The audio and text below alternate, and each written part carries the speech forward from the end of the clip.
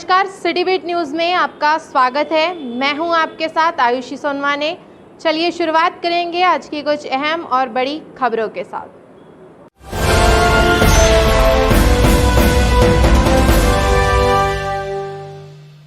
अचानक लगी आग से घर में रखा सामान जलकर हुआ खाक। बरेली तहसील के ग्राम सलैया में अज्ञात कारणों से आग लगने से एक ही परिवार के 3 घर जलकर राख हो गए। वहीं खेत से निकली हुई घर में रखी हुई पूरी सामान जलकर नष्ट हो गया। जानकारी के अनुसार लखन कारीगर, हल्के भैया कारीगर, घसीराम, गुलाब, खूबचंद, दालचंद विश्वकर्मा की फसल और बेटी की शादी के लिए रखा हुआ सामान और नकदी सहित लाखों रुपए का सामान आज ने अपने अंदर समाहित कर लिया। जानकारी प्राप्त होने पर बरेली नायब तहसीलदार न्यू जैन सीएमओ श्याम सुंदर श्रीवास्तव सहित मौके पर बड़ी और बरेली के दमकल ने आग को बुझाने जद्दोजहद करते हुए रात्रि में करीब 2 बजे आग पर काबू पाने में सफल हुए। जब तक विश्वकर्मा परिवार घर गृहस्थी का सामान पूरी तरह नष्ट हो गया था। जानकारी मिलते ही टीम वहां पहुंची और जरूरतमंदों को टीम पहल द्वारा सामग्री, कपड़े, बर्तन, खाने का सामान आदि उपलब्ध कराया गया। सब होगा ना, उसका नाम मैं क्या बताऊं, मैं कुछ नहीं बता सकूं। साहब मेरे घर में सबका जूत हो। कल सर पैसे जले गए सर। कितने?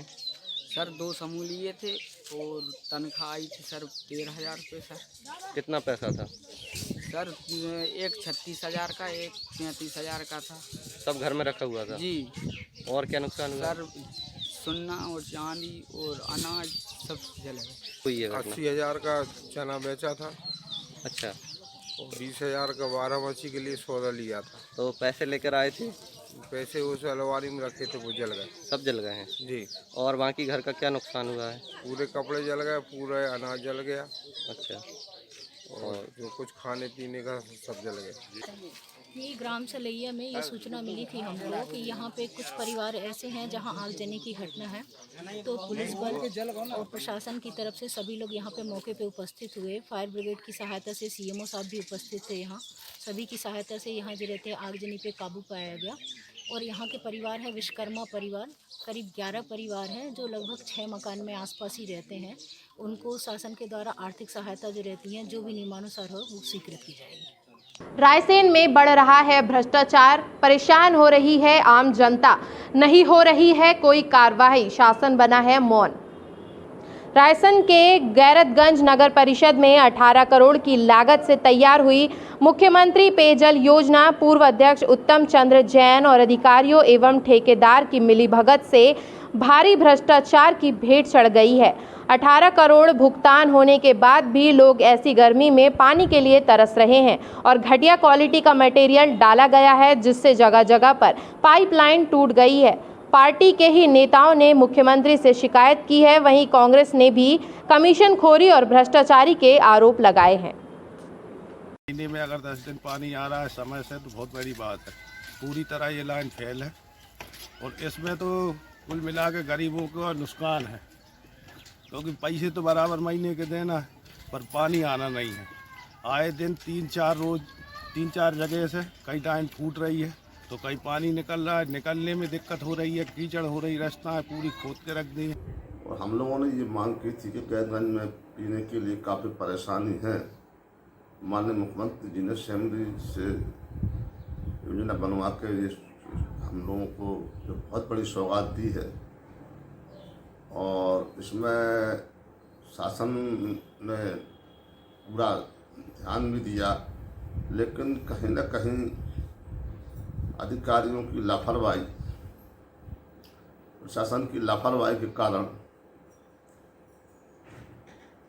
ये जो शिकायतें आ रही हैं, वो शिकायतें भी कहीं न कहीं है। तो वो पार्टी स्तर पर सेमरी जलाशय योजना करोड़ों की योजना है। कितने करोड़ की जो मुझे एग्जैक्ट नहीं मालूम, लेकिन पिछले 1 साल से जब से इस काम ने गति पकड़ी है, शहर का एक भी गली चौराहा ऐसा नहीं है जहां पर गड्ढे ना बने हों।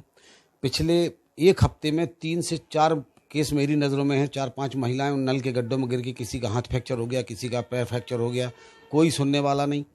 जहाँ गड्ढा खोदते हैं खुदा 8-8 दिन पड़ा रहता है। लोग खुद भी अगर पूर दे तो 2 दिन बाद जाके उनके कर्मचारी फिर खोदे आते हैं।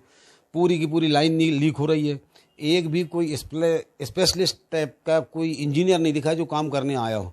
गुजरात की लेबर है, मेरे ख्याल से तो उनमें से कोई 5वीं पास भी नहीं है। छोटे छोटे 5-5, 7-7 साल के बच्चे उनके साथ काम करते हैं। कोविड-19 के बढ़ते खतरों को देखते हुए आम जनता टीकाकरण के लिए पहुंच रही है अस्पताल। लंबी भीड़ में सोशल डिस्टेंसिंग का फॉलो नहीं किया जा रहा है, जिससे बढ़ सकता है कोरोना स्प्रेड। कोरोना गाइडलाइन का नहीं हो रहा है पालन, नागरिक पालन नहीं कर पा रहे हैं। टीका लगवाने शासकीय अस्पताल में लगी लंबी कतार। भोपाल शहर के कोलार इलाके में बड़ी शक्ति से पुलिस प्रशासन द्वारा लॉकडाउन का पालन कराया जा रहा है।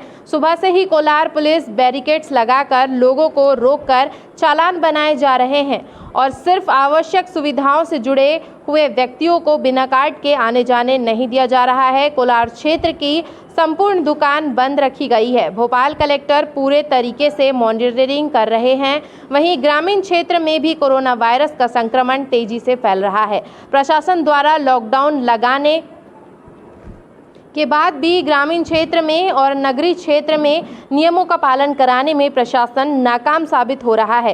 कुछ दिन पहले ही ग्राम जामगढ़ में 28 लोग एक साथ संक्रमित हुए। प्रशासन द्वारा आनन फानन में वहां पर बैरिकेड लगाकर और छिड़काव कराकर अपने कर्तव्य से इतिश्री कर ली। दूसरी ओर बरेली नगर में लोग रास्ते पर लॉकडाउन होने के बाद भी घूमते नजर आ रहे हैं। उन्हें ना तो संक्रमण का भय है और ना ही कलेक्टर रायसेन के नगर में भ्रमण के बाद लोग जागरूक नहीं हो रहे हैं। लॉकडाउन का पालन न करने वाले शराबियों की पुलिस ने की पिटाई। पूरे मध्य प्रदेश में आज शाम 6 बजे से लॉकडाउन लग चुका है और मंदसौर जिले में भी प्रशासन द्वारा व्यापारियों से अपनी दुकानें शाम 6 बजे बंद करवा दी। जिले के शामगढ़ नगर से कुछ शराबी मैखाने से शराब का आनंद ले रहे थे, तभी पुलिस वहां पहुंच गई और पुलिस ने शराबियों को रंग में भंग डाल दिया और मैखाने से शराबियों को भगा कर कूटा और उसके कुछ समय बाद शराबियों की कुटाई का यह वीडियो सोशल मीडिया पर जमकर वायरल भी हो रहा है। मछली पकड़ने के लिए तालाब पर गए 3 नाबालिगों की तालाब में डूबने से हुई मौत। कोरोना वायरस के चलते मध्य प्रदेश में शनिवार और रविवार को लॉकडाउन लगाया गया है, जिसके चलते रायसेन जिले के उदयपुरा तहसील क्षेत्र में लॉकडाउन के दौरान बीती शाम 3 नाबालिग बच्चों को तालाब में मौज करना भारी पड़ गया। यहां मछली पकड़ने के दौरान इन तीनों नाबालिगों की तालाब में डूबने से मौत हो गई। तीनों नाबालिग एक ही परिवार के हैं। वह शनिवार को दोपहर बाद ग्राम बिजनई हाई के सरकारी तालाब में नहाने और मछली पकड़ने के लिए गए थे। देर शाम जब यह घर नहीं पहुंचे तो परिजनों ने इन्हें ढूंढना शुरू कर दिया। इस दौरान उन्हें तीनों की तालाब में डूबने की सूचना मिली। देर रात तक तीनों के शवों को स्थानीय गोताखोरों की मदद से बरामद कर लिया गया है। उदयपुरा के सरकारी अस्पताल में आज सुबह तीनों का पोस्टमार्टम किया गया। इधर उदयपुरा पुलिस ने मर्ग कायम कर घटना की जांच शुरू कर दी है। क्षेत्र में तेजी से बढ़ रहा है कोरोना वायरस, लोगों में नहीं दिखाई दे रही है जागरूकता।